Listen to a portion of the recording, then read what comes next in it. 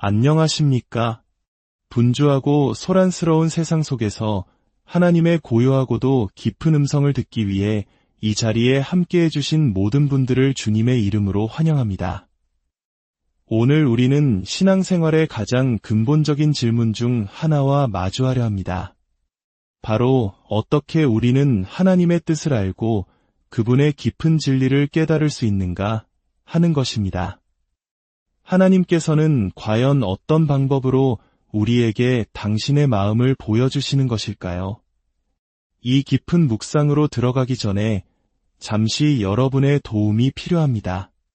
만약 오늘 나누는 이 말씀이 여러분의 마음에 울림을 준다면 좋아요와 구독을 통해 이 채널을 응원해 주십시오. 여러분의 작은 손길 하나하나가 이 생명의 말씀이 더 많은 영혼에게 닿을 수 있는 귀한 통로가 됩니다. 또한 이 말씀을 주변의 소중한 이들과 나눔으로써 하나님의 은혜를 전하는 축복의 도구가 되어주시길 바랍니다.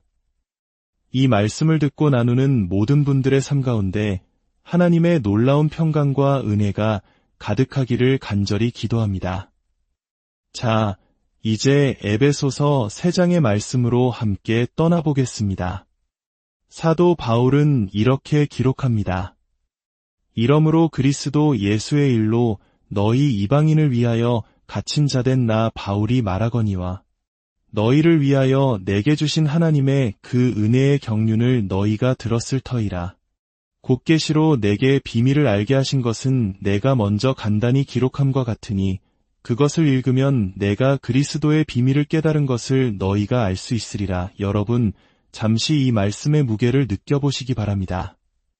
감옥에 갇힌 사도 바울이 쓴 이 편지에는 성경 전체를 통틀어 가장 놀라운 선언 중 하나가 담겨 있습니다. 바로 그것을 읽을 때 너희가 나의 통찰력을 알 수 있다는 것입니다. 여기서 바울이 말하는 통찰력은 단순히 개인적인 깨달음이 아닙니다. 그것은 하나님께서 직접 계시로 보여주신 사도적이고 영감으로 가득 찬 그리스도의 비밀에 대한 깊은 이해입니다.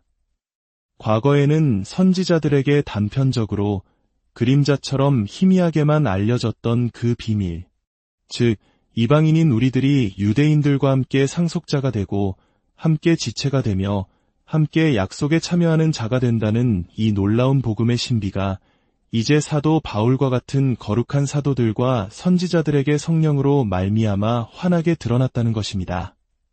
그리고 가장 중요한 지점은 이것입니다. 우리가 어떻게 그 심오한 비밀과 통찰력에 접근할 수 있는가? 바울은 명확하게 말합니다. 바로 읽음으로써 가능하다고 말입니다. 이것은 정말 숨막히는 선언입니다. 하나님께서는 읽기라는 행위를 당신의 가장 깊은 진리와 사도적 통찰력에 이르는 공식적인 통로로 지정하셨습니다. 이것은 어떤 신비한 체험이나 특별한 환상을 통해서가 아닙니다. 기록된 말씀을 주에 깊게 읽는 것을 통해 우리의 마음과 생각이 하나님의 생각과 연결되도록 설계하셨다는 뜻입니다. 제가 20대 초반 성경을 하나님의 말씀 그 자체로 보기 시작했을 때 이 구절은 제게 엄청난 충격으로 다가왔습니다. 하나님께서는 그분의 말씀을 책이라는 형태로 우리에게 주셨고 그 책을 읽는 행위를 통해 우리가 당신을 알기 원하신다는 사실 말입니다. 그렇다면 읽기라는 행위가 왜 이토록 중요할까요? 몇 가지 구체적인 의미를 살펴보겠습니다. 첫째로, 우리는 잘 읽는 법을 배워야 합니다. 모든 읽기가 같은 결과를 낳는 것은 아닙니다. 아마 우리 모두 경험해 보았을 겁니다. 눈으로는 글자를 따라가지만 마음은 딴 데 가 있는 무익한 읽기가 있고 한 구절 한 구절이 살아 움직이며 마음에 깊은 울림을 주는 풍성한 읽기가 있습니다.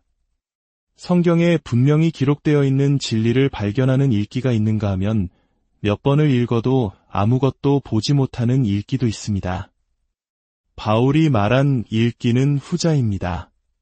그리스도의 비밀 속으로 우리를 인도하는 진짜 읽기, 살아있는 읽기입니다.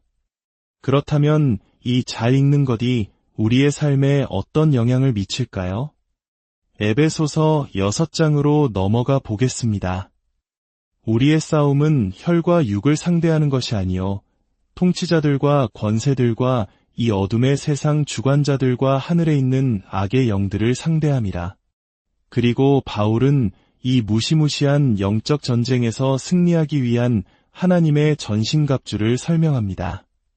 진리의 허리띠, 이의 호심경, 평안의 복음이 준비한 신, 믿음의 방패, 구원의 투구, 그리고 성령의 검 곧 하나님의 말씀을 가지라. 우리는 이 구절을 빠르게 읽고 성령의 검이 하나님의 말씀이구나. 그러니 말씀을 읽어야 악한 영들과 싸워 이길 수 있겠구나라고 생각할 수 있습니다. 물론 맞는 말입니다. 하지만 더 깊이 생각해 보십시오. 이 모든 영적 무기들은 사실상 그 전부가 하나님의 말씀에 뿌리를 두고 있습니다. 진리의 허리띠. 진리가 무엇입니까? 성경이 없다면 우리는 진리가 무엇인지 알 수 없습니다. 의의 호심경. 성경을 통하지 않고서 우리가 어떻게 하나님의 의를 알고 덧입을 수 있겠습니까? 평안의 복음의 신. 복음은 성경에 기록된 하나님의 기쁜 소식입니다. 믿음의 방패. 우리의 믿음은 어디에서 나옵니까? 바로 하나님의 약속의 말씀을 들음에서 나옵니다. 구원의 투구. 구원에 대한 소망과 확신 또한 성경이 증언하는 진리입니다. 결국 이 모든 영적 무기는 우리가 하나님의 말씀을 읽고 이해하고 묵상하고 우리 삶에 적용함으로써 비로소 힘을 발휘하는 것들입니다. 기독교는 마술이 아닙니다. 성경책을 베개 밑에 두고 잔다고 해서 악한 영이 물러가는 것이 아닙니다. 주문을 외우듯 말씀을 반복한다고 해서 저절로 능력이 생기는 것도 아닙니다. 하나님께서는 말씀이라는 즉 명사, 동사, 문법과 문맥을 가진 논리적인 언어를 통해 우리에게 오셨습니다. 그러므로 악한 세력과의 영적 싸움에서 승리하기 위한 유일한 길은 이 말씀을 제대로 읽고 이해하여 나의 무기로 삼는 것 외에는 다른 길이 없습니다. 더 나아가 주님께서 우리에게 주신 가장 큰 사명, 즉 지상 대명령을 수행하는 데에도 읽기는 절대적으로 필요합니다. 마태복음 마지막 장에서 부활하신 예수님은 이렇게 말씀하십니다. 하늘과 땅의 모든 권세를 내게 주셨으니 그러므로 너희는 가서 모든 민족을 제자로 삼아 아버지와 아들과 성령의 이름으로 세례를 베풀고 내가 너희에게 분부한 모든 것을 가르쳐 지키게 하라. 여기서 핵심은 내가 너희에게 분부한 모든 것을 가르치라는 명령입니다. 우리가 먼저 예수님의 모든 가르침을 읽고 배우고 연구하고 이해하지 못했다면 어떻게 다른 사람을 가르칠 수 있겠습니까? 가르치는 것은 단순히 지식을 전달하는 것이 아닙니다. 그 말씀대로 지키게 하는 것, 즉 삶으로 살아내도록 이끄는 것입니다. 이를 위해서는 말씀에 대한 깊고도 정확한 이해가 선행되어야만 합니다. 선교와 전도, 제자 양육의 모든 사역은 결국 말씀을 올바로 읽는 것에서 시작됩니다. 이제 조금 더 신학적인 이야기로 들어가 보겠습니다. 기록된 말씀인 성경과 육신이 되신 말씀인 예수 그리스도 사이에는 놀라운 유사성이 존재합니다. 요한복음 1장은 선포합니다. 태초에 말씀이 계시니라. 이 말씀이 하나님과 함께 계셨으니 이 말씀은 곧 하나님이시니라. 말씀이 육신이 되어 우리 가운데 거하심에 우리가 그의 영광을 보니 아버지의 독생자의 영광이요 은혜와 진리가 충만하더라. 하나님의 아들이신 말씀이 인간의 육신을 입고 이 땅에 오셨습니다. 이와 마찬가지로 하나님의 생각과 뜻이 담긴 말씀이 인간의 언어라는 옷을 입고 우리에게 책의 형태로 주어진 것입니다. 성경의 문법, 구문, 단어들은 하나님의 아들이 입으셨던 인간의 육신과도 같습니다. 초대 교회에는 가연설이라는 이단이 있었습니다. 예수님께서 실제로 인간이 되신 것이 아니라 단지 인간처럼 보였을 뿐이라고 주장하는 사상이었습니다. 즉, 예수님의 신성만을 강조하고 그분의 완전한 인성을 부인한 것입니다. 이것은 명백한 이단입니다. 오늘날 많은 사람들이 성경에 대해 이와 비슷한 오류를 범합니다. 성경이 인간 저자들에 의해 쓰여졌다는 이유로 그 안에 담긴 인간적인 언어와 문법은 불완전하며 진짜 하나님의 말씀은 그 텍스트 너머에 떠다니는 어떤 신비한 것이라고 생각합니다. 하지만 이것은 성경의 본질을 오해하는 것입니다. 하나님께서는 인간의 언어를 당신의 말씀을 담는 완벽한 도구로 사용하셨습니다. 성경의 글자 하나하나, 문장 하나하나가 바로 하나님께서 의도하신 신적인 말씀 그 자체입니다.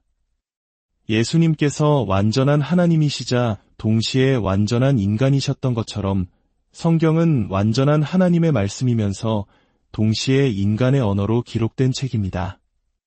그러므로 우리가 성경을 읽을 때 우리는 단지 인간의 글을 읽는 것이 아니라 그 글자들을 통해 살아계신 하나님의 음성을 듣는 것입니다. 그렇다면 읽는다는 것은 구체적으로 무엇을 의미할까요? 그것은 저자가 사용한 언어 규칙을 이해하고 사용하여 저자의 뒤를 따라 그의 생각을 생각하는 것입니다. 즉, 저자가 그 글을 통해 독자에게 전달하고자 했던 본래의 의도를 파악하는 것입니다. 바울의 편지를 읽을 때 우리는 바울의 생각을 알기 원합니다. 우리 자신의 생각을 주입하는 것이 아니라 성령의 영감을 받은 바울이 무슨 생각을 했고 무엇을 말하고 싶었는지를 아는 것이 목표가 되어야 합니다. 이를 위해 우리는 몇 가지 언어의 규칙에 주의를 기울여야 합니다. 첫째, 단어의 의미를 파악해야 합니다. 예를 들어 에베소서 1장 1절은 에베소에 있는 성도들과 그리스도 예수 안에 있는 신실한 자들에게 편지하노니라고 말합니다. 여기서 성도는 무슨 뜻일까요? 어떤 사람들은 가톨릭에서처럼 특별한 기적을 행하여 교황청에 의해 성인으로 추대된 소수의 사람들을 떠올릴지도 모릅니다. 하지만 우리가 사전을 찾거나 다른 사람의 의견에 의존하기 전에 에베소서 안에서 바울이 이 단어를 어떻게 사용하는지 계속 읽어보면 됩니다.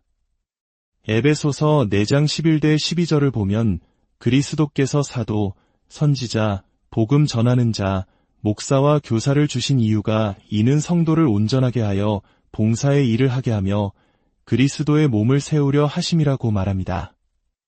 여기서 성도는 명백히 특별한 소수가 아닌 교회의 모든 구성원, 즉 모든 그리스도인을 의미합니다. 이처럼 우리는 저자가 사용한 문맥 안에서 단어의 정확한 의미를 발견해야 합니다. 둘째, 단어는 문장 안에서 비로소 명확한 의미를 가집니다. 제가 여러분에게 다가가 구속이라는 단어 하나만 말한다면 여러분은 제가 무슨 말을 하려는지 알 수 없을 겁니다. 하지만 에베소서 1장 7절은 이렇게 말합니다. 우리는 그리스도 안에서 그의 은혜의 풍성함을 따라 그의 피로 말미암아 속량 곧 죄 사함을 받았느니라. 이 문장은 구속이 무엇인지 정의해 줍니다.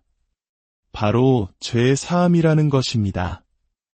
그런데 에베소서 4장 30절은 하나님의 성령을 근심하게 하지 말라. 그 안에서 너희가 구원의 날까지 인치심을 받았느니라고 말합니다.